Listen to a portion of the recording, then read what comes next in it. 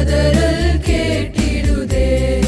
நானிலம் முழுவதும் நான் ஒரு கோடி நாசத்தின் வழியை நாடிடுதே. இயேசுவின் அன்பு என்னையும் நெருக்க எழும்பிடுவோம் நாம் வாலிபரே.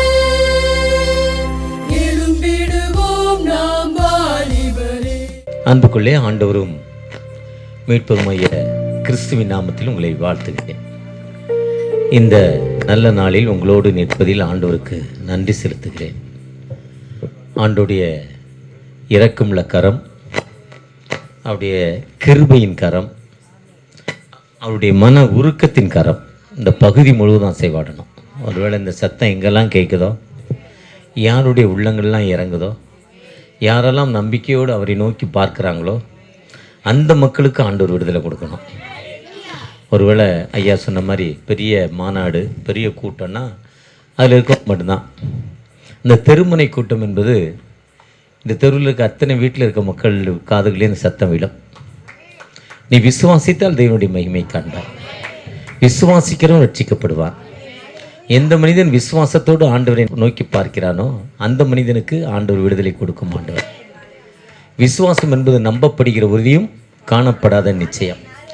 இத்தனை மேகம் போன்ற இத்தனை திரளான சாட்சிகள் நம்மை சூழ்ந்திருக்க பாரமான யாவற்றையும் தள்ளிவிட்டு விசுவாசத்தை துவக்கவரும் முடிக்கிறோம் இயேசுவை நோக்கி. இயேசு என்பவர் இந்த உலகத்தில் வந்த நோக்க ஒரு மதத்தை ஸ்தாபிப்பதற்கு வரல. அவருக்கு பின்னால் ஒரு கூட்டம். இப்போ பிஷப் எடிசன் ஐயா அவருடைய திருச்சபை மக்கள் அவர் கூப்பிட்டோன்னு வந்து உட்கார்ந்துருக்கீங்க. இது இவருக்கு பின்னால் ஒரு கூட்டம். இது இல்லை ஜீசஸுடைய தன்மை. ஜீசஸ் இந்த உலகத்திற்கு வந்தவங்க எல்லா மக்களுக்கும் மிகுந்த சந்தோஷத்தை உண்டாக்கும் நச்சரி உங்களுக்கு. அதுதான் இந்த மாதத்தோட கடைசியில் நட்சத்திரம் கட்ட போகிறோம் வீட்டுக்கு முன்னால். எங்கள் வீட்டில் என்ன பண்ணியிருக்கு? சந்தோஷம் வந்திருக்காரு. அந்த எல்லாரையும் மீட்கும் பொருளாக, அநேகரை மீட்கும் பொருளாக இந்த உலகத்தில் உள்ள மக்கள் யாரெல்லாம் வியாதி, பிரச்சனை, கடன், தொல்லையில் இருக்காங்களோ அந்த மக்களுக்கு விடுதலை கொடுப்பதற்காக அவர் உலகத்தினவனுக்கு ஒரு மதத்தை ஸ்தாபிப்பதற்கல்ல. இயேசு பிறந்து மரித்து 33 ஆண்டுகள் உலகத்தில் வாழ்கிறாங்க. 30 ஆண்டுகள் ஊழியத்துக்குள்ளே வர்றாங்க. ஆண்டோடைய வார்த்தை, ஆண்டோடைய வந்த பணியை முடிப்பதற்காக வர்றாங்க. 3 ஆண்டுகள் அவர் வந்த பணி முடித்து இந்த உலக மறுவாழ்வை முடித்து சிலுவையில் தன்னை வெப்பு கொடுத்து உயிரோடு இருந்து பரலத்துக்கு போன பிறகு அதற்கப்புறம் 75 ஆண்டுகள் கழித்து தான் கிறிஸ்தவ மதம்னு ஒன்று உருவாகுது. கிறிஸ்தவ மதம் அதுவரை கிறிஸ்தவ மதம் உருவாகலை. அந்த கிறிஸ்தவ மதம் எப்படி உருவாச்சுன்னா அப்போஸ்தலர் 11:24 சொல்லுது, அவர்கள் நல்லவர்களும் பரிசுத்தாவின் வல்லமையினாலும் நிறைந்திருந்தார்கள். அவர்கள் நல்லவர்கள், பரிசுத்தாவின் வல்லமை விசுவாசத்தில் நினைத்திருந்தார்கள். அவர்களுக்கு கிறிஸ்தவர்கள் என்று பெயர். யார்? Good people, holy spirit and faith, hope. ஆண்டவர் மேலே ஒரு நம்பிக்கை, ஆண்டவர் தருவாருங்கிற நம்பிக்கை. அந்த மக்களுக்கு கிறிஸ்தவர்கள் என்று பெயர். அதுதான் கிறிஸ்தவ மதம். மற்றபடி கிறிஸ்தவ மதத்தை உருவாக்க இயேசு வரல. யார் நல்லவர்களாக இருக்காங்களோ, யார் பரிசுத்தான் வல்லமையை பெற்றிருக்காங்களோ, யார் விசுவாசத்தில் இருக்காங்களோ அவங்களுக்கு கிறிஸ்தவர்கள் என்ற பெயர் அந்தியோவில் வந்ததுன்னு சொல்கிறாங்க. ஒருவேளை இந்த உலகத்தில் கிறிஸ்தவ மதத்தை ஸ்தாபிப்பதற்கு இயேசு வரல. எல்லா மக்களுக்கும் சந்தோஷத்தை கொடுக்கும், ரட்சிப்பை கொடுப்பதற்காக great joy to the nation சொல்கிறார். லூக்கா 9ஆம் அதிகாரத்தில். மத்தியூவில் சொல்கிறப்போ இயேசு என்று பெயரிடுவாயாக. இயேசு என்பது தமது ஜனங்களின் பாவங்களை நீக்கி ரட்சிப்பதற்காக வந்தார். பாவம் இருக்க வரையும் ஒரு மனுஷன் என்ன பண்ண முடியாது. திருடிட்டு வந்த பிறகு நான் திருடிட்டு வந்தேன்னு சந்தோஷமாக சொல்லுவாரா யாராவது? அங்கே ஒரு போலீஸ்காரை பார்த்தா என்ன பண்ணுவார்? எப்போ எல்லாத்தையும் பார்த்தா அவருக்கு நம்மளை தான் பிடிக்க வந்தாங்களோ அவருக்கு என்ன இருக்கும்? ஒரு பயம் இருக்கும். தப்பு பண்ணிட்டு ஒரு அம்மாவை பார்த்தா அவர் சந்தோஷமாக இருக்குமா? இருக்காது. யாராவது பொய் சொல்லிட்டு வந்தால் சந்தோஷமாக இருக்குமா? இருக்காது. ஏதோ ஒரு குறை இருந்தால் சந்தோஷமாக. இப்போ எனக்கு கூட ஒரு கவலை, பாடுறதுக்கு ஐயா சொல்லிட்டார் பாடுவார், நான் பாட்டு புக்கை மறந்துட்டு வந்துட்டேன்னு. அது எனக்கு ஒரு கவலை, அது எனக்கு ஒரு கவலை. முழுமைப்படுறப்ப தான் சந்தோஷம் வரும். அதுதான் சொல்கிறாரு, இயேசு என்று பெயரிடுவாங்க. இயேசு என்பது தமது ஜனங்களின் பாவம் என்பது நாம் செய்யும் தவறுகளை மறைத்து அதிலிருந்து மன்னித்து விடுதலை கொடுப்பதற்காக வந்தார். அது வெளிப்படையே சொல்லி மன்னித்து விடுதலை கொடுப்பதற்காக வந்தார். அடுத்து சொல்ல இம்மானுவேல் என்று பெயரிடுவாயாக. இம்மானுவேல் என்பது தமது ஜனங்களின் பாவங்களை நீக்கி தமது ஜனங்களோடு கூட இருக்கிற ஆண்டவர். இம்மானுவேல் என்பது நம்மோடு இருப்பதற்காக. நமக்கு கஷ்டம், வேதனை, துன்பம், பிரச்சனைகள் வர்ற நேரத்தில் தகப்பனே தகப்பனேன்னு நோக்கி பார்க்குறப்போ அவர் விடுதலை கொடுப்பார். கடந்த நாள் ஒரு நாள் இரவில் எனக்கு ரொம்ப இருமல், என்ன செய்யுதுன்னு தெரியல. அப்போ என்னப்பா இருமலாக இருக்குதே, தூக்கமே வரலையா, படுத்தா ரொம்ப இருமல் வருது, டிபி ஆஸ்மாக்கார மாதிரி வந்து போச்சே இருமல்னு ரொம்ப கண்ணீரோடு ஜெபம் பண்ணுறப்போ எனக்கு ஒரு உந்துதல், போய் இருமல் மருந்து எடுத்து குடின்னு. அப்போ தான் ஆண்டவர் கூட வர்றார், அந்த ஞாபக சக்தியை கொடுக்குறாரு பாருங்க. ஊருக்கு போகிறோம், மாத்திரை எடுத்து வைக்கணும், டிக்கெட் எடுத்து வைக்கணும், ஐடி கார்டு எடுத்து வைக்கணும், செலவுக்கு ஏடிஎம் கார்டு வச்சுக்கணும் கையில், இன்னும் இந்த இடத்துக்கு போகிறோம், இவங்ககிட்ட இருக்கிறோம், இங்கே போகிறோம், அந்த அந்த உந்துதல் கொடுக்குறா பாருங்க. அந்த ஆவியானவர் நம்மோடு இருக்கும் ஆண்டவர். மறதி கொடுக்காம அததின் காலத்தில் நேர்த்தியாய் செய்யும் ஆண்டவர். எல்லா எந்த காலத்தில் என்ன வேலை செய்யணுமோ அதுதான் இம்மானுவேல். இம்மானுவேல் என்பது ஒரு சாதாரண பேரில் கூட இருக்கும் ஆண்டவர். அந்த ஆண்டவர் நம்மோடு இருந்து எல்லா நிலையிலும் நம்மை ஆசீர்வதிக்கும் ஆண்டவர். அந்த ஆண்டவருடைய வேலையே மனிதனுக்கு சந்தோஷமாக இருக்கணும். அதுக்கு தான் அவர் இந்த உலகம் முழுவதையும் படைக்கிறார். முதலாவது பார்க்குறாரு, இருள் இருக்குது, இருளை பார்க்குறாரு. இருள் இருந்தால் நல்லா இருக்கா? திடீர்னு நம்ம கரண்ட் ஆஃப் ஆனால் இங்கே ஜென்ரேட்டர் கூட இல்லை, பேட்டரி கூட இல்லை, எல்லாம் டார்ச் லைட் தான் வச்சுருக்கோம், எப்படி இருக்கும்? ஆனால் அந்த அதில் இருள் போச்சு, இப்போ வெளிச்சம் வந்துச்சு. அதான் எந்த மனுஷனை பிரகாசிக்கிற ஒளி அந்த மெய்யான ஒளி.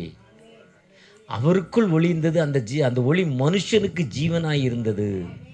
அவர் ஜீவனை அந்த ஒளி கொடுக்க வந்தார். முதலாவது இந்த உலகத்தில் ஒளியை உண்டாக்கினார்.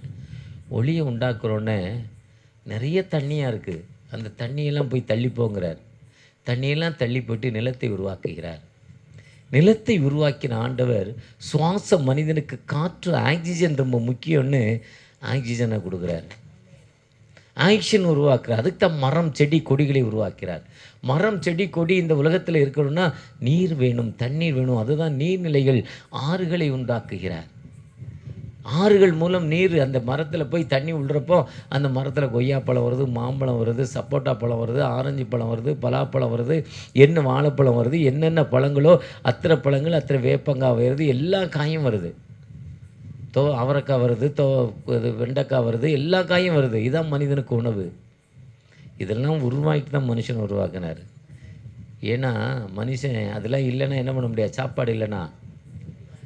இப்போ நான் ஒரு டீ பிரியர், வந்தோடனே டீ தரல, கொஞ்சம் கஷ்டமாக தான் இருந்திருக்கும்.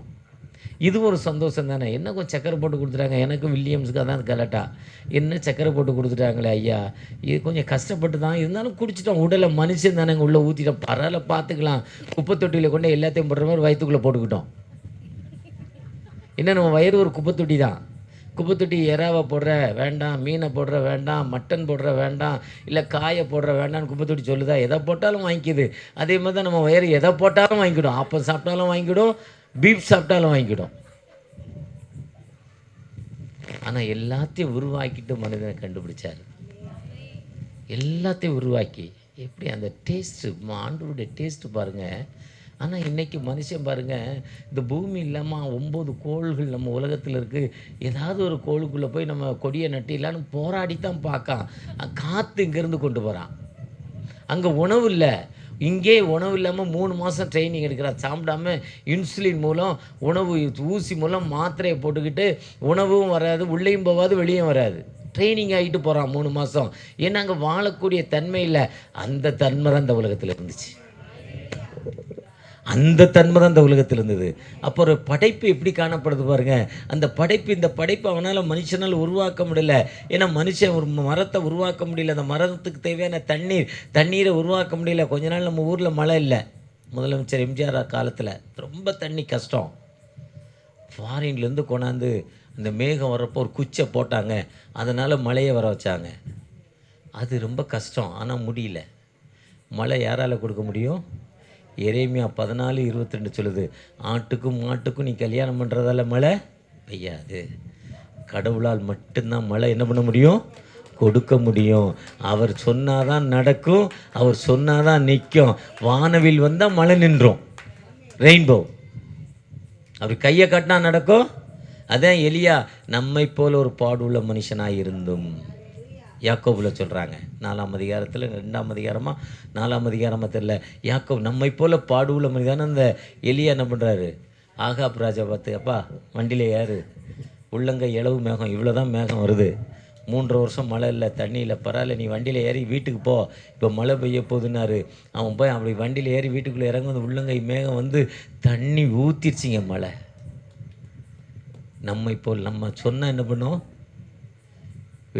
பிஷப் ஐயா எடிசன் சொன்னால் மழை பெய்யும், சொன்னால் நிற்கும். அது அவருடைய வல்லமல்ல.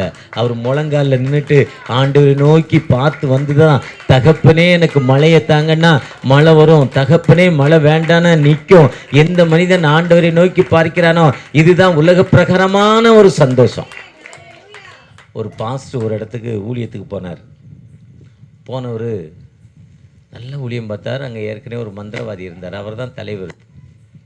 அவர் மந்திரத்து மூலம் இப்போ வட இந்தியாவில் கூட தலைவலி வந்தால் சூடு வைக்கிறாங்க. கம்பியை நல்லா காய வச்சுன்னா கணக்கணக்கணக்குன்னு அந்த நெருப்பு கலர் கம்பி ஆயிரும், அப்படியே வயிற்றில் வைக்கிறாங்க.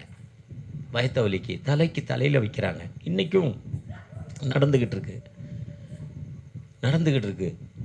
ஏன்னா இந்த வலி இதை வச்சோன்னே இந்த வேதனை அந்த வேதனையை விட பெருசு, அதனால் அந்த வேதனை தெரியல. அந்த வேதனையுடைய பெரிய வேதனை, அதனால் இந்த வேதனை தெரியல. அதுதான் நடந்துக்கிட்டு இருக்கு. அதே மாதிரி ஒரு ஊரில் ஒரு மந்திரவாதி பண்ணிக்கிட்டு இருந்தார். அந்த பாஸ்டர் நம்ம எடிசன் ஐயா போல் ஒருத்தர் வந்தார், விசுவாசத்தில் முழங்காலில் நிற்கிறவர், அவரை மாதிரி கலராக அவரை மாதிரி தாடி வச்சுருக்கிறவர். இன்றைக்கி கோட்டு சூட்டு போட்டிருப்பான்னு பார்த்தா சாதாரண இப்போ சட்டையில் இருக்கார். அது ரொம்ப சாதா சட்டையில் இருக்கிறார். அவர் வந்தார், ஜெபம் பண்ணால் தலைவலின்னு போனால் பிதா குமாரன் பரிசுத்தாவினால் சரியாகும்னா சரியாகிடுச்சு. சூடுலாம் வைக்கலை. அவர்கிட்ட போனால், ஐயா குழந்தை பிறக்கல 5 வருஷம் ஆச்சு, தகப்பனே இந்த கற்பத்தை ஆசீர்வதிங்க, கற்பத்தை நீங்கள் கர்த்தரால் கிடைக்கும் ஆசீர்வாதம், நீங்கள் தொடுங்கப்பா, இவங்களுக்கு விடுதலை கூட ஜெபம் பண்ணார், விடுதலை கிடச்சிருச்சு. ஒரு குடிகார கேன்சரு, லிவர் ஃபெயிலியர், ஜெபம் பண்ணார், சரியாச்சு.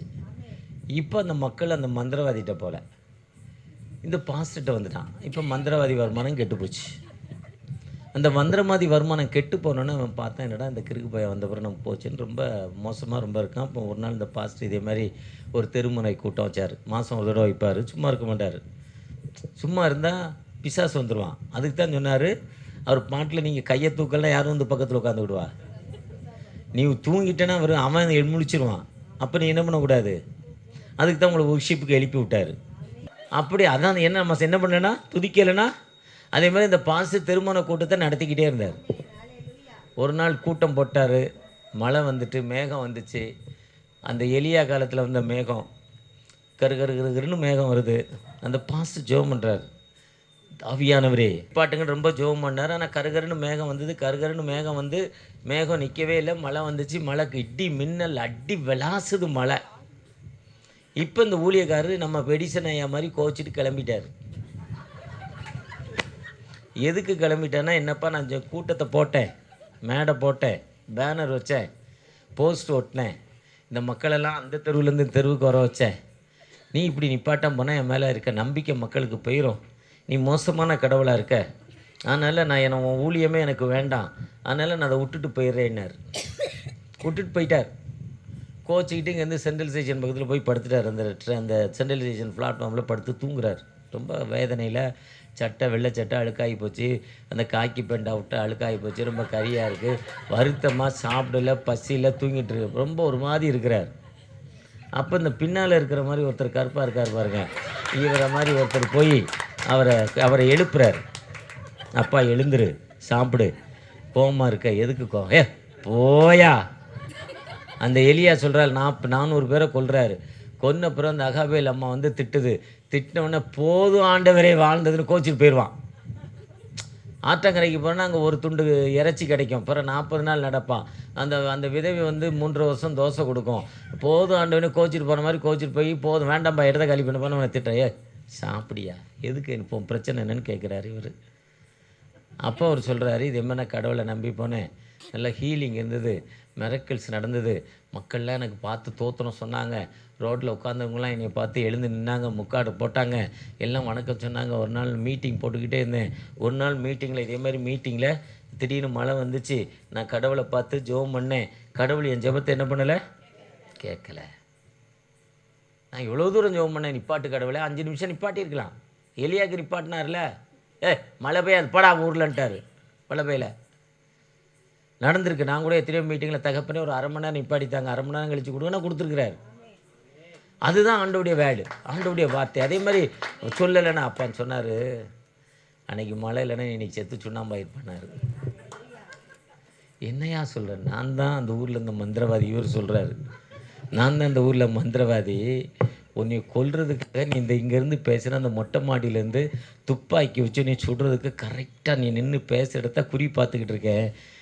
ஸ்பாட்லேயே உன்னை அவுட் பண்ணுன்னு நினச்சேன். ஆண்டவர் பார்த்தார், கரு மேகத்தை கொடுத்தாரு, மழையை கொடுத்தாரு, என் துப்பாக்கி நனைஞ்சது, நானும் நனைஞ்சேன், உனக்கு உயிரை கொடுத்தாருன்னு சொன்னார்.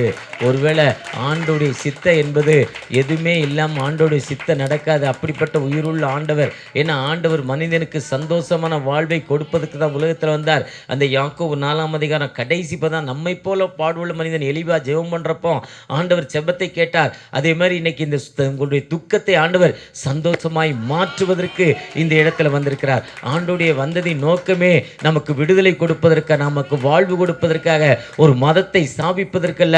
ஒருவேளை ஒரு மதம் என்பது இப்படித்தான் வாழணும். நீங்கள் பஞ்சாபில் சிங்கு மதத்தை எடுத்தீங்கன்னா ஆண் மகன் பிறந்ததிலிருந்து சவரங்கத்தி மேலே படக்கூடாது, உடம்புல ஒரு கத்தி எப்போயுமே வச்சுட்டு இருக்கணும்.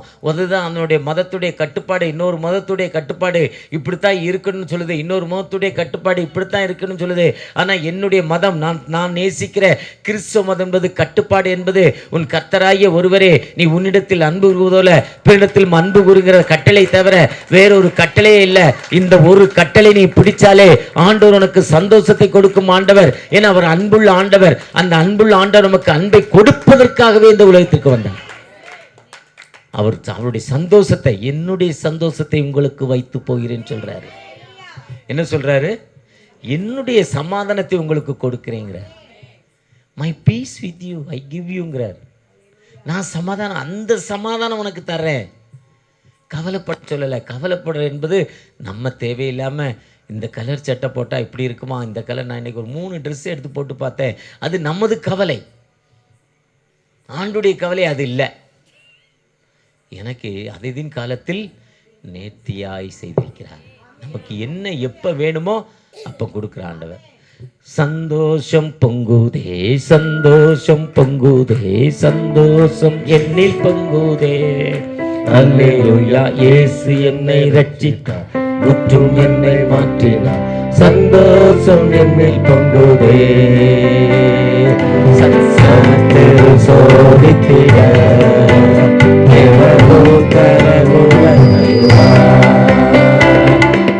இயேசு கைவினார், தானாய் வந்து ரட்சிப்பார். ஆனால் இயேசு கைவினார், தானாய் வந்து ரட்சிப்பார். அந்த நல்ல இயேசு என்ன சொந்தமானாரே, அந்த நல்ல இயேசு என்ன சொந்தமானாரே. சந்தோஷம் பொங்குதே, சந்தோஷம் பொங்குதே, சந்தோஷம் என்னில் பொங்குதே.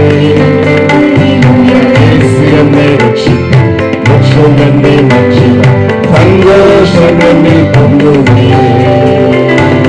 பள்ளி தப்பி நான் தெரிந்தேன், அவர் பள்ளியாரை சுமந்தே. பள்ளி தப்பி நான் தெரிந்தேன், அவர் பள்ளியாரை சுமந்தே. அவர் அன்பு குரலை அழைத்தது என்னை, அவர் அன்பு குரலை அழைத்தது என்னை. பாவம் நீங்கிட்டு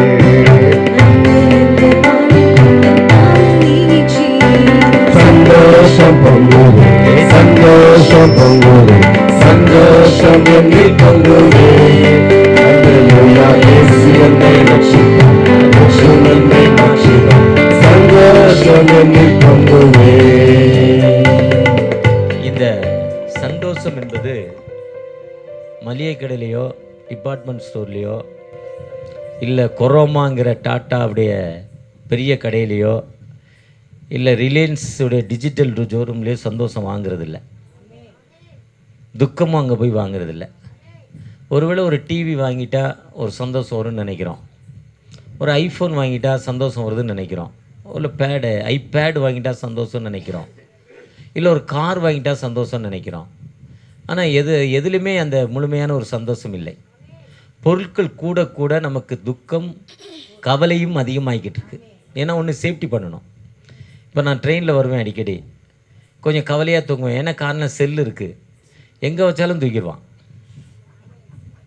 வட இந்தியாவில் நீங்கள் இந்த பக்கம் விஜயவாடா ரூட்டில் போய் இப்படி போனீங்கன்னா சைடில் வச்சுட்டு தூங்கினா நடந்து போகிறவன் பேக்கை தூக்கிட்டு போய்கிட்டே இருப்பான்.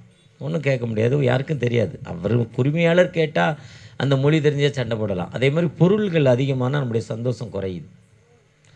ஒன்றும் இல்லாதவனுக்கு பிளாட்ஃபார்மில் படுத்தாலும் தூக்குறது, கொசு கடிக்க மாட்டுது. எங்களை மாதிரி வசதியான இப்படி சட்டை போடுற காலத்து பிளாட்ஃபார்மில் உட்கார முடியலைன்னா கொசு கடிக்குது. ஏன்னா ஏசியிலே இருந்து பழகிட்டோம். ஏசி கதவு மூடிக்கிட்டே இருந்து குழு குழு குழு கூட இருந்து பழகிட்டோம். ஆனால் சந்தோஷம் என்பது நம்ம கொடுக்குறோம். அதுதான் உங்கள் துக்கம் சந்தோஷமாய் மாறும் சொல்கிறார். இவர் sorrow and then to joy, உங்கள் சந்தோஷம் மாறும்னு அந்த வசனத்தில் சொல்லியிருக்காங்க இன்றைக்கி. அது யோவான் 16ஆம் அதிகாரம் 20ஆம் வசனத்தில், மெய்யாகவே மெய்யாகவே நீங்கள் அழுது புலம்புவீர்கள், நீங்கள் துக்கப்படுவீர்கள். இந்த உலகமோ சிரிக்கும், ஆனால் உன்னுடைய சந்தோஷத்தை மாற்றுவேங்கிறார். உன்னுடைய சந்தோஷத்தை நான் எப்படி மாற்றுவேன்னா, அந்த சந்தோஷம் என்பது உலகத்திலே அதிகமான வலி கொடுக்குற இடம், அந்த அதிகமான வேதனை, அதாவது அந்த வேதனையில் உயிர் போகக்கூடிய ஒரு தருவாய் என்பது ஒரு பெண் பிரசவ வேதனை மட்டும்தான். அதை விட பெரிய வேதனை எதுவுமே கிடையாதான். ஏன்னா ஆண்டவர் சொல்லிட்டார். அவர் இன்னைக்கு காலையில் அந்த ஆதியாகமத்தை படித்தேன். இன்றைக்கி காலையில் 5:30 மணிக்கு மெசேஜுக்கு போகும்னா அந்த ஆதியாகமம் என்ன தான் சொல்லுது, எதுக்கு படித்தேன், மனுஷன் 2ஆம் அதிகாரத்தில் உருவாக்குனேன்னு சொல்கிறாரு, நீ இந்த மரத்து கனியை சாப்பிடாதான்ட்டார். அதுக்கப்புறம் தான் அவனுக்கு அயர்ந்த நித்திரை வரை பண்ணி பெண்ணை உருவாக்குறாரு. ஒருவேளை அந்த பெண்ணிட்ட கூட இந்த கட்டையில கொடுத்துருந்தா செய்ய விட்டுருக்க மாட்டான். அது ஆண்டவர் பண்ணி தப்புன்னு நான் நினைக்கிறேன். அதனுடைய சொந்த கருத்து. அது நீங்கள் ஏற்றுக்கொள்ளலாம், ஏற்றுக்கொள்ளாமல் இருக்கலாம். அந்த பெண்ணிட்ட கொண்டே கொடுத்துருந்தா அந்த அம்மா கடவுள் சொல்லிட்டார். இப்போ மனைவி நான் 3 டாக்டர்கிட்ட கண்ணு செக் பண்ணியிருக்கேன். 3ஆவது டாக்டரு முதல் டாக்டர்கிட்ட போனேன், உங்களுக்கு இந்த ரைட் ஐ வேலை செய்யலை, உடனே கேட்ராக்ட் ஆப்ரேஷன் பண்ணணும், அது 40,000 100 லட்ச ரூபா வரையும், 40,000 ரூபாய்க்கு ஒரு லென்ஸு, 50,000 ரூபாய்க்கு ஒரு லென்ஸு, பிறகு அதை அப்படி தேய்ச்சி போட்டால் ஒரு ரேட்டு, இப்படி பெரட்டி போட்டால் ஒரு ரேட்டு, இப்படிலாம் அந்த அம்மா சொல்லிச்சு. ஒரு கார் வாங்க போனால் ஒரு கார் இந்த விலை, இந்த கார் இந்த விலை, டாப் அப் எண்டு இந்த விலை, 10 லட்ச ரூபா அதிகம் சொல்லுவாங்க. டாப் எண்டு ஒரே காரு, ஒரே இன்ஜின், 4 டயர் தான். இதே மாதிரி அந்த அம்மா லென்ஸு கதையே சொல்லிச்சு, கண்ணில் வைக்கிற லென்ஸை. என்னடா இது இந்த கதையை சொல்லுதே, லென்ஸ் வைக்கிற கதையை சொல்லுதேன்னு என்னுடைய மருமகன் டாக்டரு, அவருக்கு ஃப்ரெண்டு அந்த டாக்டரு, மகா டாக்டரு, அவங்களுக்கு ஃப்ரெண்டு, அப்படியே 4-5 பேர் எங்கள் வீட்டில் டாக்டர், அவங்களுக்கு ஃப்ரெண்டு இங்கே போங்கன்ட்டு அனுப்பிட்டாங்க. அப்பாயின்மெண்ட்டு நான் போனோன்னே எங்களுக்கு லைன் இல்லை, வேகமாக பார்த்தாங்க. வேகமாக பார்த்தோன்னே அந்த அம்மா சொன்னதில் எனக்கு ஒரு தெளிவில்லை. அப்புறம் நான் ரெகுலராக போகிற டாக்டருக்கு ஃபோன் பண்ணேன். அவர் நான் உடனே பார்க்கணுன்னு நினச்சேன். எதை எடுத்தாலே எடுத்தோடனே செஞ்சு முடிக்கணும்னு நினைக்கிறாள், உடனே செய்யணும்னு நினச்சேன். அவர் அன்றைக்கி லீவு அந்த டாக்டர். ஏன்னா இந்த ஆள் டாக்டர் லீவுன்னு உடனே இன்னொரு தம்பிக்கு ஃபோன் பண்ணேன். அவர் அகர்வாலில் ஒர்க் பண்ணுறாரு. அண்ணே வாங்கன்னு அகர்வாலில் கூப்பிட்டு போனார். அகர்வாலில் பயங்கர கவர்மெண்ட் ஹாஸ்பிட்டல் மாதிரி கூட்டம் கண்ணுக்கு. அந்த பையன் டக்கு டக்கு டக்குன்னு 1 மணி நேரத்தில் வேலையை முடிச்சார். ஏன்னா மருந்தை ஊற்றியே 15-20 நிமிஷம் இருக்கணும். அதுக்குள்ளே ஸ்கேன் எடுத்தான் கண்ணுக்கு, இது என்னென்னவோ எடுத்துட்டான் கண்ணுக்கு. எடுத்துக்கொண்டே கடைசியில் டாக்டர்கிட்ட எல்லாம் லைன் நிற்கல. வேகமாக முதல்ல போனோன்னு ஒரு அம்மா முதல்ல செக் பண்ணாங்க. அவங்க பழைய மாதிரி இது எத்தனைனாங்க, இது எத்தனைனாங்க, இது எத்தனைனாங்க, இப்படி போய்கிட்டே இருந்தாங்க.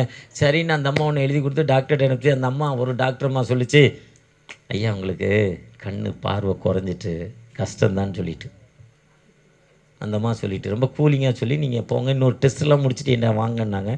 டெஸ்ட்டெல்லாம் முடிச்சு இன்னொரு டாக்டர் போனால் ஒரு சீனியர் டாக்டர், நம்ம அதை பார்த்தோன்னா நம்ம எடிசனையா மாதிரியே கலர் இன்னும் பிரைட்டு, அவர் ஞாபகம் தான் வந்தது. இதே மாதிரி தாடி வச்சு தான் நிற்கிறாரு. நல்ல ஒயிட், நல்ல பேண்ட் ஷர்ட், ஒரு ஷர்ட்டு 1500 2,000 ரூபா ஷர்ட், ஒயிட் ஷர்ட் போட்டிருக்காரு, பேண்ட்டு 3,000 ரூபா பேண்ட்டு போட்டிருக்காரு. நின்றுக்கிட்டே தான் நம்ம பார்த்து உட்காரவே இல்லை. உட்காந்தோடனே அவர் பார்த்தாரு, ஒரு டெஸ்ட் பார்த்தாரு. அவர் கண்ணை பார்த்துட்டு, உங்கள் தலையெழுத்தோட தான் ஆப்ரேஷன் வேண்டாம், போங்க ஒரு மாத்திரையை போடுங்க சரியாயின்ட்டு அவர் ஒரு வைட்டமின் டேப்லெட் எழுதி கொடுத்து அனுப்பிட்டார். முதல்லம்மா சொல்லிச்சு டாக்டரு ஆப்ரேஷன்னு. 2வது டாக்டர் வேண்டாம் போன்னு இன்னொரு இடத்துல சொல்கிறாங்க. வெளியே வந்தோடனே என் மனைவி பயங்கர திட்டு. எதுக்கு திட்டுனா, ஏன்யா நல்லதை சொன்னால் கேட்க மாட்டேறியே, குருடனாகவும் நினைக்கிறியா, நீ ஏதாவது சொன்னது கேட்குறியா, நான் அந்த நாட்டில் நீ எரும மாட்டு மேலே வந்து நீ சொல்லிக்கிட்டே இரு, நான் கேட்டுக்கிட்டே இருக்கேன்னு வந்துட்டேன். கண்டுக்கவே இல்லை, கண்டுக்க மாட்டேன் சில விஷயத்த. 3ஆவது என்னுடைய ரெகுலர் டாக்டர்கிட்ட அப்பாயின்மெண்ட் வாங்கினேன் இன்றைக்கி. அவர் ஞாயிற்றுக்கிழமை அவர் மைனஸ் பாயிண்ட்டு நான் இரவில் நைட்டில் இருக்க மாட்டார். ஏன்னா பகலில் இருந்தால் இப்போ கண் எனக்கு கூசுது, அப்படி கூச்சம் இருக்கும். அதனால் தூங்கிட்டா தெரியாது 5 மணி நேரம். அவர் நைட்டு தான், நைட்டு இல்லை பகல் வேலையை விட்டுட்டு போக கஷ்டம். ஒரு நாள் இந்த சண்டே இருக்காருன்னு இந்த சண்டே எனக்கு அவர் கிளினிக் பக்கத்தில் 2 மீட்டிங் இன்றைக்கி காலையில். அங்கே அப்பாயின்மெண்ட் வாங்கிட்டு போயிட்டு அவர் செக் பண்ணிட்டு திருப்பி பார்த்தாரு. அவர்கிட்ட சொல்ல 3 டாக்டர்கிட்ட பார்த்தேன், 4 டாக்டர்கிட்ட பார்த்தெல்லாம் சொல்லலை. அவர் என்ன சொல்கிறார் நேச்சராக, அவர் என்ன சொல்கிறார், என் கண்ணில் என்ன இருக்குது. ஒரு டாக்டர் என்ன டாக்டர் தொழில் இப்போ அது 3 விதமான வழி. ஒன்று வருமானம், ஒருத்தர் ஃப்ரீயாக பண்ணணும்னு நினைக்கிறாங்க, நல்லா பண்ணணும்னு நினைக்கிறாங்க.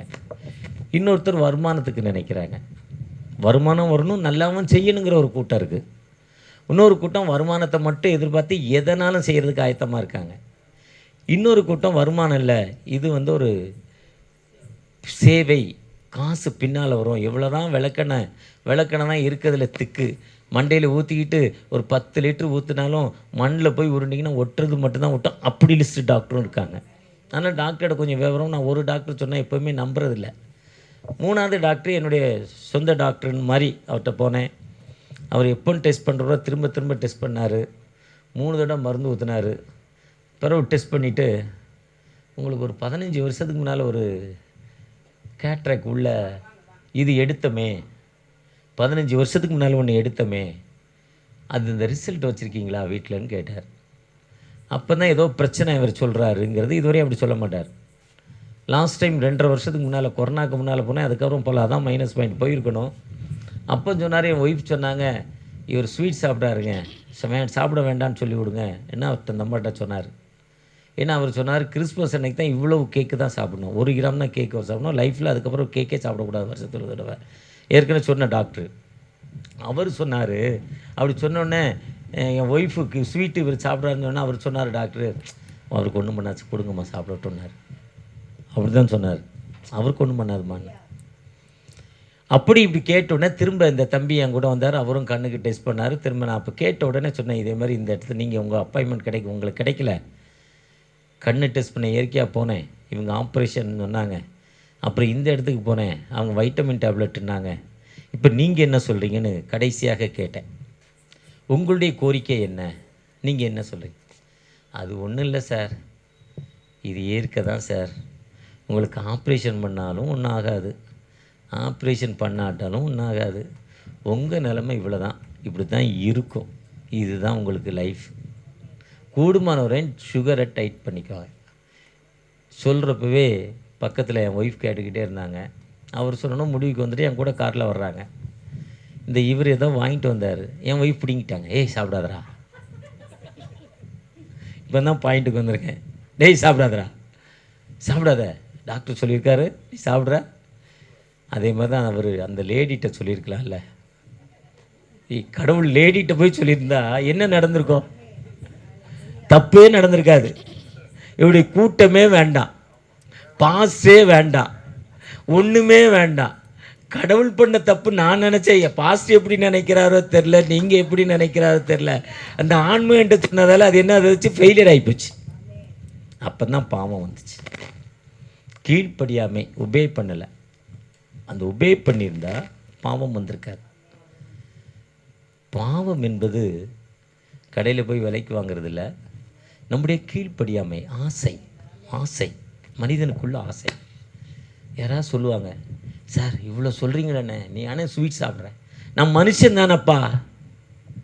காலையில் ஒரு சர்ச்சை ஆண்டு விழா, ஆசிரியத்துலேருந்து கறி குழம்பு சூப்பர் டேஸ்ட்டு, சிக்கன் 65, நல்ல சாம்பார், நல்ல ரசம், சூப்பர் டேஸ்ட், ஒயிட் ரைஸ். அவன் பாயாசம் எடுத்துகிட்டு போகிறான் பாருங்கள். பார்க்குறேன் பாயாசத்தை, நட்ஸு, அதில் முந்திரி பருப்பு முழுசாக இருக்குது, திராட்சை முழுசாக தெரியுது. பார்த்தாலே நாக்கு அப்படி சொட்டு அடிக்குது. அவங்களும் கொண்டாந்து ஒரு கிளாஸ் வச்சுட்டாங்க.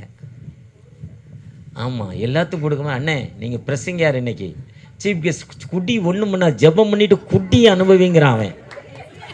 என் மனைவி எடுத்துகிட்டு இந்த ஆள் வேண்டான்னா கேட்க மாட்டாருன்னு எடுத்து கோட்டர் தான் கொடுத்தாங்க. அதில் பார்த்தேன், நான் வாயில் வச்சு பார்த்தேன், பயங்கரமான இனிப்பு. சாதாரணமாக இப்போ 220 எனக்கு சுகர் இருக்குது, அதை அந்த அவங்க கொடுத்ததை குடித்தா 400க்கு வந்துடும். அதுதான் உண்மை. டேஸ்ட் பார்த்துட்டு வச்சுட்டேன். டேஸ்ட் பார்த்தேன். அப்போ ஒருத்தர் சொன்னால், நீ தானே சாப்பிடக்கூடாது, மெசேஜில் சொல்கிற, ஏன் சாப்பிட்டேன்னு ஒருத்தர் கேட்டார். எப்போ நான் மனுஷன் தானேப்பா. அந்த அம்மா கூப்பிட்டு பார்க்க அழகாக இருக்குது, பளபளன்னு இருக்குது பார்க்க. அந்த இப்போ தான் அந்த மாம்பழத்தை பாருங்கள், கல் வச்சு பழுக்க வைக்கிறான், அது நல்ல மஞ்சள் கல்லில் பளபளன்னு இருக்கா. அது டேஸ்ட்டே கிடையாது, மாம்பழம் ஸ்மெல்லே கிடையாது. நீங்கள் கல் வச்ச பழத்தை மோந்து பாருங்கள், ஸ்மெல் இருக்காது. அந்த பழத்தை நீங்கள் சாப்பிடாதீங்க, நல்லதில்லை, வியாதி. கல் வைக்காத பழத்தை வாங்க, அது ஸ்மெல் இருக்கும், வீடு முழுசாக வாசனை இருக்கும். அந்த பழத்தை சாப்பிட்டா 2 உதடும் ஒட்டும், அதான் ஒரிஜினாலிட்டி. அப்படி இந்த ஒரிஜினல் பழத்தை பார்த்து நம்மளால் சாப்பிடாம எப்படி இருக்க முடியும்? சாப்பிட்டா என்ன ஆகும்? நான் 5 மாம்பழத்தை ராத்திரி சாப்பிட்டா காலையில் பாடி தான்.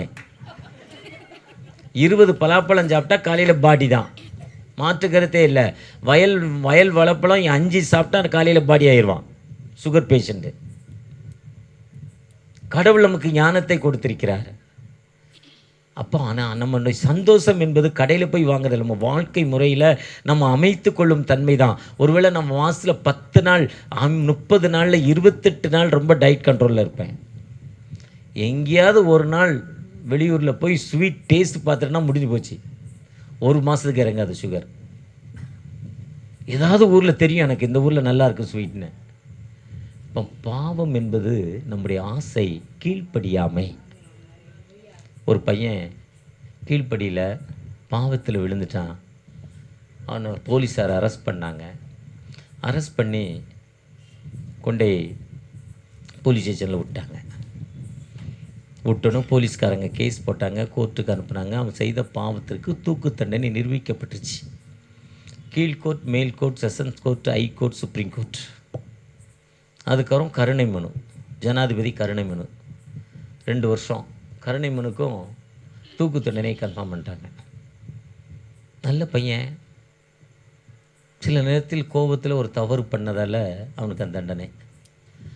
அவங்க அம்மாவுக்கு ஒரே பையன், அவங்க அழுதாங்க, ஜெபம் பண்ணாங்க.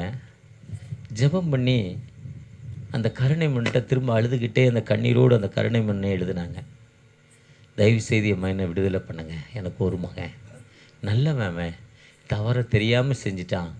அந்த நல்லவன் அந்த அம்மா லெட்டர் எழுது, அது உண்மையாக இதுதான். அந்த லெட்டரை பார்த்துட்டு அந்த ஜனாதிபதி அந்த மனிதனை சந்திக்க போனார்.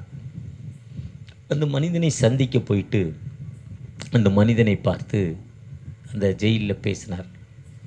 அவர் யாருன்னு சொல்லலை, ஒயிட் அண்ட் ஒயிட் போட்டு போனார். ஒரு பாஸ்டருமே ஒயிட் அண்ட் ஒயிட் போடலை. யாராவது போட்டிருக்கீங்களா? ஒருத்தருமே இன்றைக்கி என்னன்னு தெரியல, ஒயிட் அண்ட் ஒயிட் போடலை. கவர்மெண்ட் லீவான், பொது விடுமுறைன்ட்டார். ஒயிட் அண்ட் ஒயிட் போட்டு ஸ்டிப்டாப் ஒருத்தர் போகிறார். அந்த ஒருத்தர் இருக்கார் பாருங்கள், ஒயிட் அண்ட் ஒயிட்டு. ஒரு பாஸ்ட்டு ஒயிட் அண்ட் ஒயிட் போட்டால் கூடுமான வரை பாஸ்ட் நம்ம ஸ்டடி பண்ணிக்கிறோம். ஒரு பாஸ்ட்டுன்னு அந்த பையன்கிட்ட போய் பேசுகிறாரு. நீ செஞ்சது தப்பாக ரைட்டான்னு அவன்கிட்ட பல அட்வைஸ் கொடுத்துக்கிட்டே இருக்கிறாரு. கிட்டத்தட்ட 6 மணிலேருந்து ராத்திரி 10 மணி வரையும் அவனோடு கவுன்சிலிங். அவன் நல்லவன், அந்த சூழ்நிலை செஞ்சது ரைட்டியா, தப்பு இல்லை. அந்த ஸ்டாண்ட்லேருந்து அந்த பையன் வெளியேறவில்லை. தான் செய்த தப்பு சரி என்று சொல்லி கொண்டே இருக்கிறான். அவரும் பயங்கரமாக கூப்பிட்டு அவனோடு பேசினார். அவன் தெளிவாகலை, வெளியே வந்துட்டார். வெளியே வந்த ஒரு ஜெயிலர் அவனை பார்க்க போனார். முட்டாள். வந்தது யார் தெரியுமா? ஜனாதிபதி. நீ அவர்கிட்ட சொல்லியிருந்தனா உனக்கு விடுதலை இப்போ அனுப்பியிருப்பார், கையெழுத்து போட்டிருப்பார். நீ என்ன பண்ணலை? உன்னை சிந்திக்கலை. வேதம் என்ன சொல்லுது? காலை நேற்று வாசித்த மாம்ச சிந்தை மரணம், ஆவின் சிந்தையோ ஜீவனும் சமாதானமும். அந்த சமாதானம் தான் சந்தோஷம். மாம்சத்தின் இச்சைகள் கலாத்தியர் 5 சொல்லுது, விபச்சாரம், வேசித்தனம், அசுத்தம், காம விகாரம், பொய், களவு, திருடு, பில்லி சுனியம், இப்படிப்பட்ட காரியங்கள் சொல்லுது. முதல்ல ஒரு 10 காரியங்களை மட்டும் இல்லை, ஆனால் பின்னால் பொறாமை, எரிச்சல். பாஸ்ட்டு திடீர்னு யாருக்காவது பாட்டு கொடுத்துட்டா, இவளுக்கு மட்டும் பாஸ்ட்டு பாட்டு கொடுக்குறார் பார்த்தியா, நல்ல சேலை கட்டியிருந்தோடனே. காணிக்க போட்டோன்னா அவளுக்கு மட்டும் பாஸ்ட்டு கொடுக்குறார், பாட்டு கொடுக்குறார் பார்த்தியா. அவனுக்கு துட்டு கொடுத்தோன்னே பார்த்தியா இந்த பாஸ்ட் எப்படி இருக்கார். இதுதான் பொறாமை, எரிச்சல். இதெல்லாம் என்ன பண்ணிடணும்? விட்டுடணும். நம்ம ஜெபம் பண்ணுவோம், பாஸ்ட் நமக்கு மைக் கொடுப்பார். அவர் கொடுக்கணும், 100 பாஸ்ட் கொடுப்பார். இல்லை கடவுளே மொத்தமாக மைக் உங்கள்கிட்ட கொடுப்பார். இதுதான் ஆவியின் சிந்தை. அதுதான் அன்பு, சந்தோஷம், சமாதானம், சாந்தம், இச்சை அடக்கம். 9 காரியம். எனக்கு அதுக்கு மேலே கொஞ்சம் கஷ்டமாக இருக்கும் சொல்ல. 9 காரியம் லவ். அதுதான் உன்னிடத்தில் அன்பு கூறுவதோல அது ராஜரிக பிரமாணம் என்று சொல்லுகிறார். அந்த அன்பு வந்து ராஜரிக பிரமாணம் என்று சொல்லுகிறார். யாக்கோபு 2ஆம் அதிகாரம் 8ஆம் வசனத்தில் அன்பு ராஜரிக பிரமாணம் என்று சொல்கிறார். நீங்கள் ராஜரிக பிரமாணம் என்பது லவ். அதுதான் அந்த சந்தோஷம். எப்போ நம்ம மன்னிப்பு கேட்டுட்டோன்னா, இவரை பார்த்தோன்னா இவர் எங்களுடைய சொந்தக்காருக்கு பொண்ணு கொடுத்துருக்காரு, அவரை பார்த்து நான் அவர்கிட்ட பேசினா ஒரு சந்தோஷம். என்ன இவர் வீட்டில் போய் பொண்ணு எடுத்துருக்கானே, நான் இப்படி போனால் என் மனசு நல்ல அமைதி இல்லை, அவர் மனசு நல்ல அமைதி இல்லை. எப்போ நம்ம அவரோடு உடன்பாடு, திருச்சபை மக்களாகிய நீங்கள் நானும் ஒரு உடன்பாடு. நம்மளோடு பக்கத்து வீட்டுக்காரங்க சண்டை போடுறாங்க, அவன் வீட்டுக்காரன் குடிகாரனாக இருந்தான், அடித்தான் உதைச்சான். ஆனால் அந்த அம்மா சர்ச்சுக்கு போச்சு. சர்ச்சுக்கு போன பிறகு அந்த அம்மாவுடைய லைஃப் நல்லா ஆச்சு. அவன் குடியை விட்டுட்டான். இப்போ வாங்குகிற சம்பளத்தை அப்படியே கொண்டு போய் கொடுக்குறான். என்ன அன்பா, என்ன சந்தோஷமா, என்ன தேவையாக இருக்குது பார்த்தியா. இன்னும் அந்த சந்தோஷம் என்பது விட்டு கொடுக்குற தன்மை. நம்ம அந்த சந்தோஷத்தின்படி வாழ்கிறப்போ ஆண்டவர் எல்லா நிலையிலும் நம்மை உயர்த்தும் ஆண்டவர். எல்லா நிலையிலும் சந்தோஷம் என்பது நம்ம விட்டு கொடுக்குற தன்மை. நம்ம விட்டு கொடுத்து போனால் எல்லா நிலையிலும் அந்த சந்தோஷமான வாழ்வு, அந்த மரண வேதனை வாழ்க்கையில் வராது. நீங்கள் அழுது புலம்புவீர்கள், இந்த உலகமோ சந்தோஷப்படும். நீங்கள் துக்கப்படுவீர்கள், ஆனால் அவங்கெல்லாம் சந்தோஷமாக இருப்பாங்க. ஆனால் ஒரு நாள் உன் சந்தோஷத்தை நான் டேன் டு ஜாய்ங்கிறார். உன் சந்தோஷத்தை மாற்றி கொடுப்பேங்கிறாரு. அந்த சந்தோஷத்தை மாற்றி கொடுப்பதற்கு அந்த தெருமுனை கூட்டம். இந்த தெருமுனை கூட்டம் என்பது ஒரு மதம் மாற்றம் அல்லையா. நீ என்னைக்குடைய பழைய வாழ்விலிருந்து புது வாழ்விற்கு வருகிறாயோ அந்த ஆண்டவர் விடுதலை கொடுக்கும் ஆண்டவர், அந்த ஆண்டவர் வாழ்வு கொடுக்கும் ஆண்டவர், அந்த ஆண்டவர் எல்லா நிலையிலும் உயர்த்தும் ஆண்டவர். ஒருவேளை இந்த தெருமுனை கூட்டம் என்பது ஒரு எங்களுடைய மதத்தில் உங்களை சேர்த்து அதனால எங்களுக்கு யாரோ பணம் கொடுக்கறதில்ல. நான் பெற்ற சந்தோஷம் இந்த வையகம் பெற வேண்டும், நான் பெற்ற இன்பம் இந்த வையகத்துக்கு கொடுக்க வேண்டும். அதுதான் எங்கள் வேலை. அதுதான் ஆண்டவர் சொல். நீங்கள் புறப்பட்டு போய், யூ ஸ்டார்டட் நவ், ஐயா நீங்கள் புறப்பட்டு போய் சகல ஜாதிக்கும் சுவிசேஷத்தை அறிவிங்கள். நீ பெற்ற இன்பத்தை பிறருக்கு போய் சொல்லுங்கிறாரு, உன் சந்தோஷத்தை பிறருக்கு சொல்லுங்கிறாரு. ஒருவேளை நான் இந்த நிலைமைக்கு வருமென்ன ஆண்டவர் எப்படிப்பட்ட ஒரு கண்ணீரான வாழ்வில் இருந்தோம், அந்த வாழ்வில் எனக்கு விடுதலை கொடுத்த ஆண்டவர் உங்களுக்கு விடுதலை கொடுப்பதற்கு ஆயத்தமுள்ள தகப்பனாய் காணப்படுகிறார்.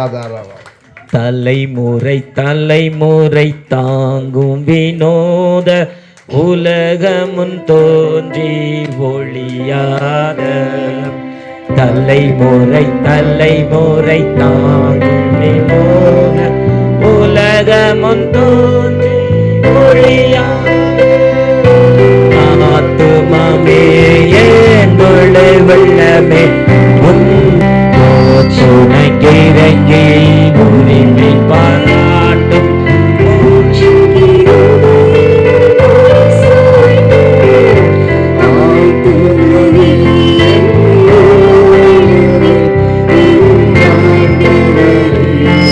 தொழுதேற்றே நாள்வரை வைத்தாதரித்த உன்னாண்டவரை ஆண்டவர் எப்பவுமே நமக்கு சந்தோஷமான வாழ்வை கொடுக்கும் ஆண்டவர். அந்த ஆண்டவர் விடுதலை கொடுக்கும் ஆண்டவர். அந்த ஆண்டவரை நோக்கி பற்பன தேவைகளை சந்திக்கும் ஆண்டவர். ஒரு ஏழை பெற்றோர்கள் ஒரு பெண்ணை கொண்டு போய் ஒரு நீட் கிளாஸில் சேர்த்தாங்க. எம்பிபிஎஸ் தன் பிள்ளை படிக்கணும், டாக்டர் ஆகணும்னு. அந்த பிள்ளை நீட் கிளாஸுக்கு போனால் ஏற்கனவே மேக்ஸ் ரொம்ப தகராறு, ஃபிசிக்ஸ் கெமிஸ்ட்ரி ரொம்ப தகராறு, அந்த மல்டிஃபை அதுக்கு வராது. அப்பா குளத்து வேலை செய்கிறாரு, அம்மா ஹவுஸ் கீப்பிங் நல்ல பெருமையான வேலைன்னு சொல்லுவோம். வீடு துடைக்கிற வேலை, அவ்வளோதான். அதை தான் ஹவுஸ் கீப்பிங்னு பெருமையாக சொல்லிகிட்டு இருக்கோம். எப்படி ஒரு இங்கிலீஷ் வேர்டாக யூஸ் பண்ணிக்கிறோம். அப்படி கஷ்டமான சூழ்நிலை, பெற்றோர்கள் கஷ்டத்தில் சேர்க்குறாங்க. கஷ்டப்பட்டு நீட்டுக்கு 1 லட்ச ரூபா படிச்சுட்டு +2 வரையும் படித்தது வீணுன்னு நீட்டு 1 லட்ச ரூபா கொடுத்து சேர்க்குறாங்க. அதுவரை 5000 ரூபா தான் செலவாயிருக்கு, ஃபஸ்ட் ஸ்டாண்டர்ட்லேருந்து +2 வரையும். அதுதான் உண்மை. அது நீட்டுக்கு படிக்க முடியல. அப்பா 1,00,000 2% 1% வட்டிக்கு வாங்கி தினம் வேலைக்கு போயிட்டு வந்து வட்டியை கொடுக்குறாரு. பார்க்குது கண்ணீர், ஆனால் அதுக்கு படிப்பு ஏற மாட்டேது. அது கண்ணீரோடு அழுகுது. அப்பா நீ டாக்டர் ஆயிருமா, டாக்டர் ஆயிருமா, அம்மா நீ டாக்டர் ஆயிருமா, இரவு பகலாக டீ போட்டு கொடுக்குது, தூங்க விடாமல் படிக்க சொல்லுது. ஆனால் இதுக்கு ஏறலை. என்ன செய்யுதுன்னு தெரில. கடைசி ஒரு முடிவுக்கு வருது, செத்து போகலாம் இருந்தால் தானே பிரச்சனை. சாகு பண்ணால் 1,00,000 அந்த பிரின்ஸிபல் திரும்பி கொடுத்துருவாரா, ஒரு லெட்டர் எழுதி கொடுப்போம். இன்னும் அந்த பிரின்ஸிபல்கிட்ட ஒரு லெட்டர் எழுதிட்டு போகுது. உள்ளே அவர் இல்லை. ஐயா நான் சூசைட் பண்ணிக்க போகிறேன், நான் 1 வாரம் கிளாஸ் அட்டன் பண்ணியிருக்கேன், எனக்கு இந்த படிப்பு ஏறலை, எங்கள் அப்பா வட்டிக்கு வாங்கி 1,00,000 கொடுத்தாங்க, தயவு செஞ்சு அந்த பணத்தை நீங்கள் ரிட்டர்ன் பண்ணுங்கள், என் மரணத்துக்கு நானே காரணம்னு ஒரு லெட்டர் எழுதி அந்த பிரின்ஸிபல் அங்கே வைக்க, அந்த பேப்பர் பிரின்ஸிபல் ரூமில் வைக்கிது. அங்கே ஒரு ப்ளூ கலர் புத்தகம் இருக்குது, நான் வச்சுருந்த டைரி மாதிரி ஒரு புத்தகம் இருக்குது. அதை சரி இதை எடுத்துகிட்டு போகலான்னு திங்க் பண்ணுது. பார்க்குது, சரி நம்ம புத்தகத்தை வச்சுட்டு இதை எடுத்துகிட்டு போனால் அதை எடுத்துகிட்டு போகுது. அதை எடுத்துகிட்டு போகிறப்போ அதை போய் வீட்டில் படிக்குது. அது ஒரு நியூ டெஸ்ட்மெண்ட், புதிய ஏற்பாடு.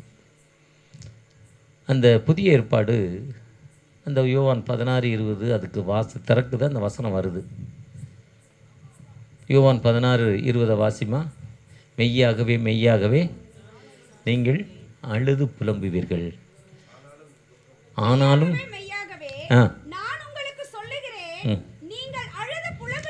நான் உங்களுக்கு என்ன ஐ டெல் யூங்கிறார், நான் உங்களுக்கு சொல்லுகிறேன், யூ ஆர் ஏ கிரையிங், நீங்கள் அழுவீங்க, புலம்புவீங்க. இந்த உலகம் சந்தோஷமாக இருக்கும், நீங்கள் துக்கம், நீ சாரா துக்கமாக இருப்ப, ஆனாலும் உங்கள் துக்கம் எப்படின்னா, அடுத்த நான் அந்த முதலே இடத்த சொல்லலை, அந்த பெண் கர்ப்பிணி பெண்ணாய் மாறுகிறாள். 1 மாதம் 2 மாதம் வாமிட்டிங், சாப்பிட்டதெல்லாம் நிற்கலை, வாமிட்டிங். பிறகு கொஞ்சம் ஒரு 5 மாதம் 6 மாதம் கழிச்சு வாமிட்டிங் நிற்கும். அப்புறம் என்ன நடக்கும், உட்கார முடியாது, எந்திரிக்க முடியாது, நடக்க முடியாது. யூரின் 10 நிமிஷத்துக்கு ஒருக்கா வரும். உடம்புல 12 கிலோ எடை அதிகமாயிரும், சாதாரண எடையை விட 12 கிலோ எடை. தலையிலையும் படுக்க முடியாது, சைட்லேயும் படுக்க முடியாது, குப்பரையும் படுக்க முடியாது. எதுக்கு இந்த வாழ்வு? அந்த குழந்தை உள்ள சுற்றிச்சு வர வர வர வர வளர்ச்சி வளர்ச்சி வாமிட் நின்று இந்த வேதனை அதுக்கு அதிகமாகிடுது. அப்போ தான் நினைப்பா, எதுக்கு லவ் பண்ணோம், எதுக்கு கல்யாணம் பண்ணோம், இப்படி ஒரு வாழ்க்கையா எனக்கு, இந்த குழந்தைய பெற்றுக்கணுமா? ஏன்னா என்னுடைய முதல் மகன் பிறக்கிறப்ப என் மனைவி சொன்ன வார்த்தைகள் தான் எனக்கு உதவிக்குது. இந்த கல்யாணம் வேணுமா, இந்த குழந்தை பெற்றுக்கணுமா, இவ்வளோ கஷ்டமா? ஆனால் அந்த குழந்தைய பிறந்த உடனே அந்த நர்சம்மா கொண்டாந்து, உனக்கு ஒரு குழந்தை பிறந்திருக்குன்னு அந்த முகத்தை பார்த்த உடனே, எனக்கு குழந்தையா, நான் எங்கள் அம்மா கையில் இதுவரையும் குழந்தையா இருந்தேன், எனக்கு ஒரு பரம்பரை, என் பேரை சொல்வது ஒரு குழந்தை வந்து தான் அந்த எண்ணம் வந்தோடனே இந்த 270 நாட்களுடைய வலி மாறிடுமா, ஒரு புதுகலம். அதுக்கப்புறம் 5 குழந்தை 6 குழந்தை பெற்றுக்கிறது. அந்த வலி தெரியாதான். இதுதான் மரணப்படுக்கை, முடியாது, வேதனை, துன்பம். ஏன்னா இருக்கிற வழி அவள் பாவம் செஞ்சதால், அந்த கணவனை போய் நீ தொல்லை பண்ணதால், அந்த உலகத்திலே நீ பிள்ளை பெற்றுக்கிறப்போ இந்த வேதனை, இந்த வேற எந்த வேதனையும் அது கிடையாது. அதுக்கு லேபர் வார்டு என்று பெயர். எதுக்கு ஹாஸ்பிட்டலில் லேபர் வார்டுன்னா, தொழிலாளி. லேபர்னா யார்? தொழிலாளி. அதுக்கு உண்மையான தமிழ்னா பெயின், உண்மையான இங்கிலீஷ் பெயின், வலி. கீழேருந்து 4 மாடிக்கு கல் தூக்குறவனுக்கு தான் வழி தெரியும். நேற்று காரைக்கால் ஒரு மனுஷனை பார்த்தேன், 1 ஆள் உயரத்துலன்னு சாக்கடை அள்ளி வெளியே போடுறான். மனைவி வெளியேருந்து வாங்கி ஊற்றுது, மேலெல்லாம் சாக்கடை. கவர்மெண்ட் எவ்வளோ சொல்லுது, சாக்கடையில் மனுஷன் இறங்கக்கூடாதுன்னு. வயத்துக்கு அவனுடைய பிழைப்பை பாருங்கள், எவ்வளோ கஷ்டம், எவ்வளோ வேதனை. இதுதான் வேதனை. இதை விட பெரிய வேதனை தான் அந்த பிள்ளை பெற்றுக்கொள் வேதனை. அந்த வேதனையிலிருந்து உனக்கு நான் விடுதலை தருவேன்.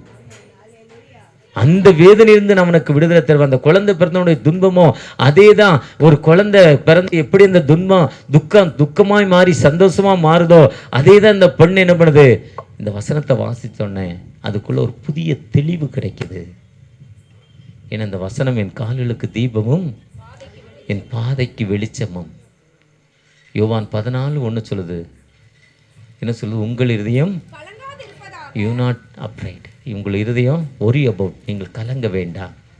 நானே வழியும், I am the way, I am the truth, I am the life. நான் தான் லைஃப். என் நாமத்தினால் எவைகளை கேட்டாலும், அந்த யோவான் 16:21, இதுவரை நீங்கள் என் நாமத்தினால் ஒன்றும் கேட்கல, நிறைவாய் பெற்றுக் கொள்ளத்தக்கதாய் கேளுங்கள், நான் உங்களுக்கு தருவேன் என்று சொல்கிறார். ஒரு மதத்திற்கு சொல்லல, யூத மக்களுக்கு சொல்லல, ஒரு கிறிஸ்தவனுக்கு சொல்லல. அவர் பொதுவாக இதுவரை நீங்கள் என் நாமத்தினால ஒன்றுமே கேட்கல, நிறைவாய் பெற்றுக்கொள்ளத்தக்கதாக கேளுங்கள், நான் உங்களுக்கு தருவேன் என்று சொல்லும் ஆண்டவர். அந்த ஆண்டவர்கிட்ட கேட்குறப்போ அந்த பெண் என்ன கண்ணீரோடு ஜெபம் பண்ணாலும். அது கிறிஸ்தவன் பெண் இல்லை, ஏதோ ஒரு மதம். ஆனால் அந்த வசனத்தை நம்பினா, விசுவாசித்தான். அதுதான் சொன்னது, விசுவாசம் இருந்து நம்பப்படுகிறவரையும். எபிரேயர் 11 சொல்லிட்டு இந்த முழு பைபிளையும் எஸ்எம்எஸ் ஆக்கி சொல்லுவாங்க. ஹோல் பைபிளையும் எஸ்எம்எஸ் ஆக்கி சொல்லுவாங்க. அதில் முழு பைபிளை வாச திருப்தி யோவான் 11 வாசிங்கன்னா இருக்கும். அதை வாசிச்சுட்டு அந்த எபிரேயர் 11 வாசிங்கன்னா இருக்கும். எபிரேயர் 12க்குள்ளே வந்தோடனே முதல் வசனம், மேகம் போன்ற இத்தனை திரளான சாட்சிகள் நம்மை சூழ்ந்திருக்க, பாரமான யாவற்றையும் தள்ளிவிட்டு விசுவாசத்தை துவக்கிறோரும் இயேசுவை நோக்கி. Follow to the Jesus. இயேசுவை நீங்கள் எப்போ ஃபாலோ பண்ணுறீங்களோ அந்த இயேசு உங்கள் சந்தோஷத்தை மாற்றி விடுதலை கொடுக்க உயிருள்ள ஆண்டவர். எந்த மனிதன் நம்பிக்கையோடு அவற்றை ஜெபிக்கிறானோ அவரால் முடியாத காரியம் இல்லை. அவர் சொல்றார், உன்னுடைய கருவை என்னுடைய கண்கள் கண்டதுங்கிறார். சங்கீதம் 119:16, நீ தாயின் கருவில் வெளிப்படும்னே உன்னை ஜாதிகளுக்கு தீர்க்க தரிசியாக அபிஷேகம் பண்ணி எரேமியா 1:5 சொல்றாரு. ஏசாயா 49 உன்னை உள்ளங்கையில் வரைந்திருக்கிறேன் சொல்றாரு. உன் மதில்கள் எப்பொழுது எனக்கு முன்பாக நிற்கிறேன்னு சொல்றாரு. ஏசாயா 46 சிறு வயது முதல் முதிர் வயது வரை நான் உன்னை தாங்குவேன், ஏந்துவேன், தப்பிப்பேன் என்று சொல்கிறார். தாவீது ஜெபிக்கிறப்போ சங்கீதம் 18 என் பலனாகிய கர்த்தாவே, மை ஸ்ட்ரெங்த் அண்ட் லார்ட் என்று சொல்லிட்டு, நீரே என் கோட்டை, என் நம்பிக்கை, ரட்சணிய கொம்பு என்று சொல்கிறார். நான் ஒண்ணுக்கு கவலைப்பட வேண்டாம், துதிக்கி பாத்திரராக கர்த்தரை நோக்கி நான் கூப்பிடுவேன். கூப்பிட்ட நாளிலே எனக்கு செவி கொடுத்து எனக்கு விடுதலை கொடுக்கும் ஒரு ஜீவனுள்ள ஆண்டவர் என்னோடு கடந்து வந்திருக்கிறார். அந்த ஜீவனுள்ள ஆண்டவர் நம்மோடு கடந்து வந்து நமக்கு விடுதலை கொடுக்கும் ஆயத்தமுள்ள தகப்பனாய் காணப்படுகிறார். நம்முடைய சந்தோஷத்தை மாற்றுவதற்காகவே, வேதனையிலிருந்து விடுதலை கொடுப்பதற்காகவே, எந்த மனிதன் நம்பிக்கையோடு அவரை நோக்கி பார்க்கிறானோ. என்னுடைய சின்ன மகன் இன்னைக்கு அவனுடைய பர்த்டே, 9 மணிக்கு வந்துருங்கன்னாங்க. நான் சொன்னேன் 9:15 வந்துடுறேன்னு சொன்னேன். என் மனைவி சொன்னாங்க, உங்கள் அப்பாவுக்கு உங்களுடைய பர்த்டேலாம் மறந்துடும், அவருடைய பர்த்டேலாம் மீட்டிங்னா பைய தூக்கிட்டு கிளம்பிடுவாருன்னா. இல்லைப்பா சாரி, எப்படியாவது வந்துடுறேன் பாடினேன். அவனுடைய மாமியார்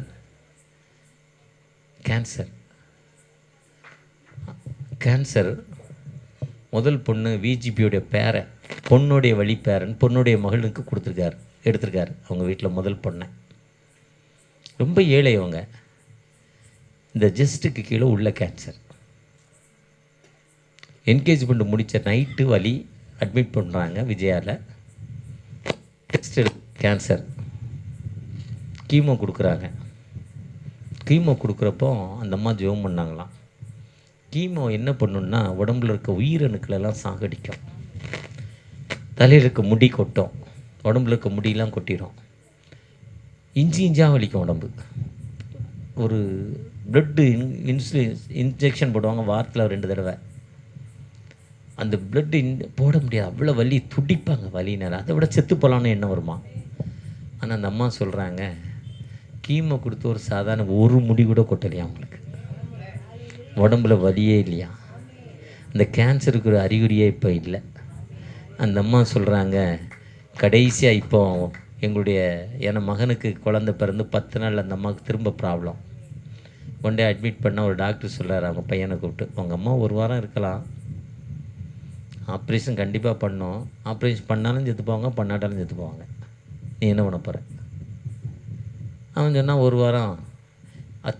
பெரிய தங்கச்சிக்கு 2 பிள்ளைங்க, சின்ன தங்கச்சிக்கு ஒரு குழந்தை, 1 வாரம் இருக்கட்டும் செத்து போட்டுன்னு வீட்டுக்கு கூப்பிட்டு வரான். திரும்ப இன்னொரு டாக்டர்கிட்ட போகிறார். இன்னொரு டாக்டர்கிட்ட போனால் அவங்க நடந்து போகிறாங்க. இவங்க ரிப்போர்ட்டெல்லாம் பார்த்துட்டு யார் பேஷண்ட் கேட்குறாரு. 2 பேரில் 2 பேருமே ஒரே மாதிரி இருக்காங்க. பேஷண்ட்டும் ஒரே மாதிரி இருக்காங்க, இவங்களும் ஒரே மாதிரி இருக்காங்க. நீங்களா பேஷண்ட் இவ்வளோ மோசமாக ரிப்போர்ட் இருக்குது, ஒரு வாரத்தில் செத்து போகிற மாதிரி இருக்குது, உங்களுடைய மூமெண்ட்லாம் அப்படி தான் எழுதியிருக்காங்க, உங்களுடைய ரிப்போர்ட்லாம் அப்படி இருக்குது, எப்படி இருக்கு பரவாயில்ல, சரி நான் உங்களுக்கு அந்த டாக்டர் ஆஞ்சியோ பண்ண முடியாது செத்து போவாங்க. இந்த டாக்டர் சொல்லார், ட்ரிபிள்எம்எம்மில் ஒரு நல்ல டாக்டர் எங்களுடைய ஃப்ரெண்டு, ஆஞ்சியோ பண்ணிடுவேங்கிறார். பண்ணுவோமாங்கிறார். ஆஞ்சியோ பண்ணார், பண்ண முடியல, முடிச்சிட்டாரு. இந்த அம்மா செத்துப்போம், ராத்திரியை செத்துப்போம், கொண்டு போன்ட்டான்ட்டு ஐசியூவில் கொண்டு போட சொல்லிட்டார். காலையில் விசிட் வர்றாரு 8 மணிக்கு, பெட்டில் ஆள் இல்லை, போயிட்டு போலுக்குன்னு நினச்சிக்கிட்டார். இந்த அம்மா காலையில் எழுந்து பல் விளக்கி நல்லா பவுட்ரு போட்டு, கலராக இருப்பாங்க, நல்லா பவுட்ரு சென்டெல்லாம் போட்டு தலை சீவி சூப்பராக பக்கத்தில் உட்காந்துருக்காங்க. அந்த அம்மா பார்த்துங்க, இந்த பேஷண்ட் எங்கம்மா, நீங்கள் எங்கன்னு கேட்குறாரு. நான் தாங்க பேஷண்ட்ங்கிறாங்க. நம்முடைய துக்கத்தை எப்படி மாற்றி கொடுக்குறாங்க. அந்த ஆண்டவர் நம்மோடு கடந்து வந்திருக்கிறார். அந்த ஆண்டவர் நம்மோடு கடந்து போற்றி துதிப்போம் எம் தேவனை புனித இதயமுடனே, நேற்றும் என்றும் என்றும் மாறா இயேசுவை நாம் என்றும் பாடி துதி.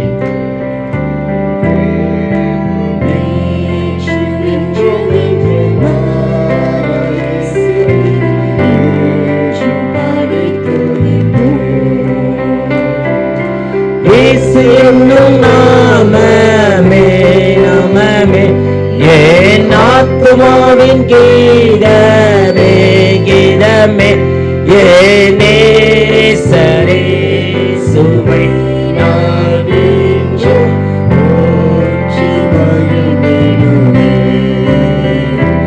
என் நேசரே சுவை நானே போற்றி மகிழ்ந்திடுவே. போர பயங்கரமான புயலின் கொடிய அலையின் மத்தியில், போர பயங்கரமான புயலின்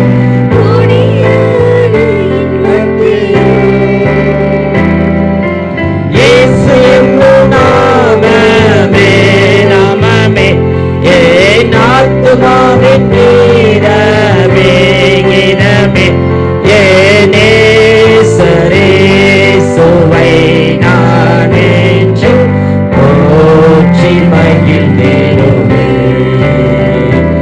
என் நேசரே சுவை நானே போற்றி மகிழ்ந்திடுவே. ஆம் தகப்பனே, ஒரு விசை கூட உம்மை நோக்கி பார்க்கிறோம். நேற்றும் இன்றும் என்றும் மாறாதவர் அப்பா, ஒரே தன்மையுடையவர். உலகம் படைத்து 2000 கிட்டத்தட்ட 4000 6000 ஆண்டுகள் ஆயும் தகப்பனே, உம்மை நோக்கி யாரெல்லாம் பார்த்தாங்களோ பார்த்த மக்களுக்கு மரித்து போன மனிதனை நீங்க உயிரோடு எழுப்பியிருக்கீங்க. எலியாவின் காலத்தில், எலிசாவின் காலத்தில் தகப்பனே, அதே உயிருள்ள தகப்பனப்பா. யாருக்கு குடிக்க தண்ணி இல்லையோ, தண்ணி கேட்ட பொழுது தண்ணி மலையை திறந்து தண்ணி கொடுத்த தகப்பன் அல்லவா. ஒரு விசை கூட அதே தகப்பன் அல்லவா, ஜீவ தண்ணீரை கொடுக்கிற தகப்பன் அல்லவா. இந்த நேரத்தில் துக்கத்தோடு வேதனையோடு உடைய பாதத்துல அந்த வீட்டுக்குள்ள இருந்து ஐயா வியாதிப்பட்ட பேரலட்டக்கான தன்னுடைய கணவருக்காக, தன் கணவருக்கு இந்த பேரல் அட்டாக்கா இருக்கு, நாங்க இந்த மதத்துல தீவிரவாதியா இருக்கிறோம், ஆனா உங்கள் இயேசு என் கணவருக்கு விடுதலை தருவாரா என்று கைகளை வைத்து அந்த கட்டாக்கான அந்த மகனுக்காக ஜெபிக்கிற அந்த தாயாருக்காக ஜெபிக்கிறோம். உடைய மகிமை இறங்கணும் தகப்பனே, உடைய வல்லம் அந்த வீட்டுக்குள்ள இறங்கணும் தகப்பனே. அடுத்த மாதம் இதே கூட்டத்தில் அந்த சகோதரர் வந்து சாட்சி சொல்லணும் தகப்பனே. உங்களுடைய கிருபை அந்த வீட்டுல இறங்க வேண்டுமாய். ஒரு விதமான ஹார்ட் ஃபெயிலியர்ல எத்தனை நாட்கள் இருக்க போறங்கிற கண்டிஷன்ல ஒரு சகோதரி வீட்டுக்குள்ள இருக்காங்கப்பா. அவங்களுக்கு ஒரு விடுதலை, அந்த ஹார்ட் ஃபெயிலியர் இருந்து ஒரு புது இருதயத்தை நீங்க கொடுக்க போறீங்க. மோசேட்ட சொன்னீங்க, நானாப்பா உடலின் உறுப்புகளை உருவாக்குறேன்னு, அதே மாதிரி புது உடலை கொடுத்து இதோ இந்த சர்ச், இந்த ஸ்கூல் தெருவுல ஒரு பெரிய எழுப்புதலை நீங்க தர போறீங்க தகப்பனே. வல்லமை ஒவ்வொரு மேலும் இறங்கட்டும் தகப்பனே. வேதனையோடு கண்ணீரோடு இந்த இடத்துல உட்கார்ந்து ஜெபித்துக் கொண்டிருக்கிற அன்பு பிள்ளைகள் மத்தியில கண்களில் Yes. ஒளி இழந்த நிலைமையில Yes. சுகர்னால இது பிடிக்காது முடியாதுன்னு சொன்ன மத்தியில அந்த கண்களுக்கு ஒரு ஒளியை கொடுக்க போறீங்க. ஒளி பெருவாயாக அந்த ஒளி அந்த மக்கள் மத்தியில இறங்க வேண்டுமா, அந்த லைட் அந்த கண்கள்ல இறங்க வேண்டுமா ஜெபிக்கிறோம் தகப்பனே. குடும்பத்தில் அமைதி இந்த நிலைமையில கணவரோடு ஒரு அமைதியான வாழ்வில்ல, எனக்கு விடுதலை கிடைக்காதா ஏக்கத்தோடு ஜெபித்து கொண்டிருக்கிற அந்த அன்பு பிள்ளைகளுக்காக தகப்பனே ஒரு விசை கூட ஜெபிக்கிறோம் தகப்பனே. ஒரு விசை கூட ஆசீர்வதிங்க. ஒரு விசை கூட என்ன நோக்கத்தோடு இந்த தெருமுனை கூட்டத்தை உம்முடைய மகனுக்கு நீங்க கொடுத்தீங்களோ அந்த நோக்கத்தை நிறைவேற்றுங்கப்பா. ஐயா, அநேக மக்கள் இருளை விட்டு ஒளிக்கு வரணும். நீங்க வந்த நோக்கமே அதுக்குத்தான் தகப்பனே. இருளிலிருந்து ஒளிக்கு வரணும். அந்த பக்குவம் அந்த கூட்டங்கள் ஒவ்வொரு மாதமும் நடைபெற்றுக் கொண்டிருக்கு. வல்லமையாய் பயன்படுத்தி கொள்வீங்க. அநேக சாட்சிகள் சொல்ல, அநேக எழுப்புதல் நடைபெற ஒரு விசை கூட மனமரங்க. ஒரு விசை கூட இறங்கட்டும். ஒரு விசை கூட இறங்கட்டும். ஒரு விசை கூட இறக்கும். வார்த்தையை அனுப்பி குணமாக்கி இக்கட்டுகளிலிருந்து வாழ்வு கொடுக்கிற தகப்பன் அல்லவா. ஒரு விசை கூட மனமரங்க. அறுவடை